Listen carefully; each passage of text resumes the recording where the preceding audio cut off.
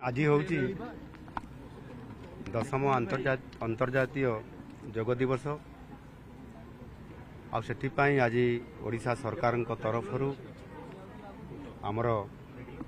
व्यापक भाव में ये अंतर्जातीय योग दिवस को विभिन्न जगार जिला स्तर में सब डिविजनल स्तर में म्युनिसिपालिटी ब्लॉक स्तर में या व्यापक भाव में आयोजन करा सहित आज मु निजे ये आमर कलिंग स्टाडियम प्रिमिसेस भितर आज यहाँ आम आयोजन करूँ निजे उपस्थित रही कार्यक्रम में सामिल होमर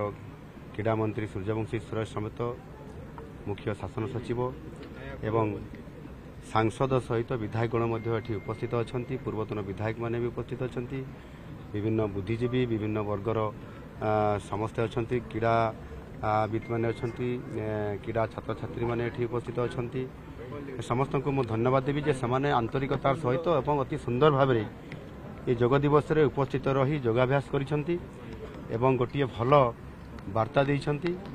नुआ ओडिशा रे नुआ आशा और उद्दीपना नहीं ये जो भव्य दिव्य कार्यक्रम आज करागला